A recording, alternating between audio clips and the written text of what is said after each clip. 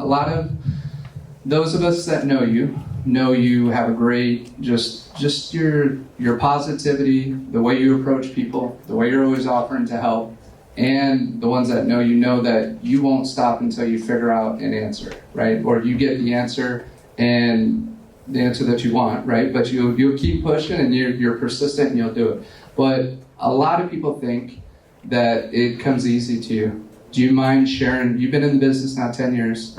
How did you start out? What were some of the challenges you faced early on? Do you mind sharing a little bit of that with the group? Sure. So yeah, this was a second career for me. At 41 years old, I started, and it was something that I really wanted to get into for most of my life. But it was right out of high school, went to college, became a court reporter for over 10 years, and I really didn't like it, and I became disabled.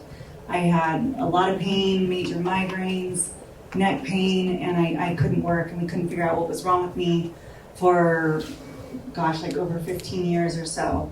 Horrible pain. And doctors told me, oh, you're depressed, things like that. Like, you probably need some antidepressants. It was like, no, I'm in horrible pain. Anyway, they finally figured it out after being disabled for 7 years, and I had thoracic outlet syndrome. I was born with cervical ribs. It's like this weird thing. So anyway, it was causing horrific pain. And I went in 2014 after they finally figured it out. They did surgery, removed the bones on one side, and it just freed up my mind. I could think again. I could sleep again. I could get back to work again. And so within 6 months of that, I started pursuing my license. And I actually had already taken the courses when I was disabled, before I knew what was going on, but I was in so much pain I just couldn't work. There was no way. And I had 4 kids at home too. And that was a whole nother challenge.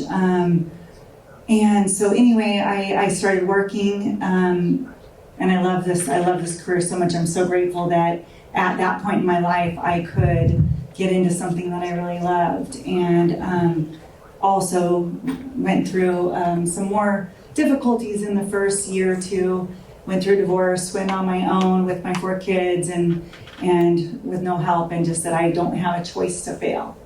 I was only in this business for a year and a half, and I said, I got to take care of myself, and I got to be able to do all of this. And so I worked my butt off really hard and just knew I couldn't fail.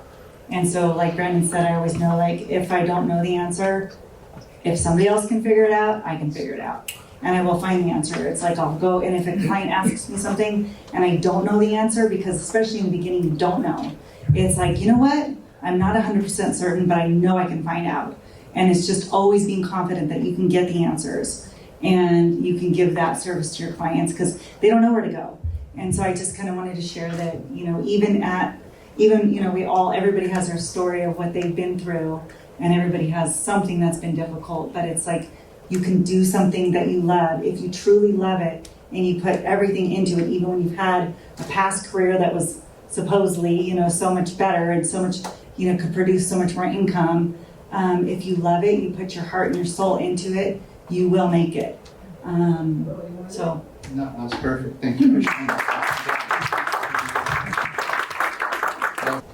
For me, I sit and listen when I'm in a training, and I am paying attention to the training, so don't worry, it's not that I'm ignoring, but I use it as like, it's a session where my mind just starts going, and things that Alma said during training, things that you said, it's like it triggers a memory of somebody in my mind, and I think, oh, I never followed up with that person, and I start writing just people down.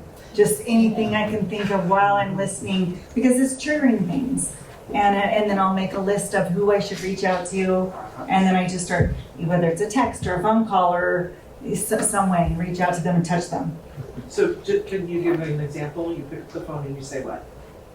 For me, it's more just like a phone call to say, like, you've been on my mind a lot, because typically when somebody's on my mind a lot, there is a reason. I've noticed it so many times. I think we all feel that, like, when somebody keeps coming back to mind, it's like, there's a reason. This is like the 3rd time this week they've crossed my mind. It's like, just call them and reach out, and then you find out there's some need. So even if it's not real estate, there's something you can help them with. Mm-hmm. And then you're on top of their mind.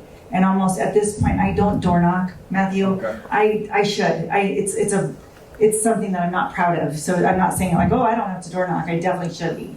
It's uncomfortable for me and I need to get past that.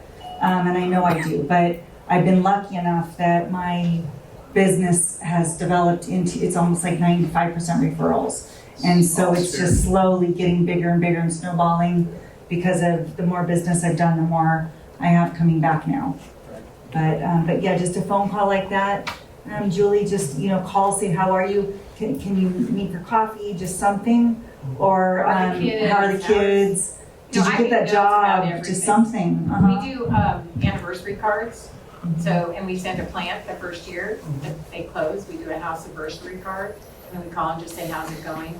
So many times, oh, my friend's like gonna sell, I'm gonna have them call you. You just. I do that too, the anniversary cards every year for all my clients. And it's like, happy 8th anniversary, and now with some of them, it's been multiple sales. So it's fun, it helps you keep track. And they appreciate it, like people appreciate when you take an interest in them, right? That's why, like what I said, when you go on a listing appointment, don't start with what you do, start with what, ask them about themselves, because it makes you seem like somebody, and you should, because you shouldn't be doing this if you don't, but somebody who cares and somebody who's interested. And then in that, you learn so much about them, right? Because I want to know who's the decision maker. I want to know, are they really going to sell or are they just tossing this around, right?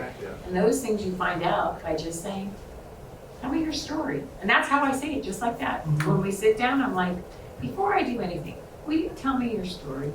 And they're like, oh, yes, of course. And they get all excited because they get to tell you their story. I love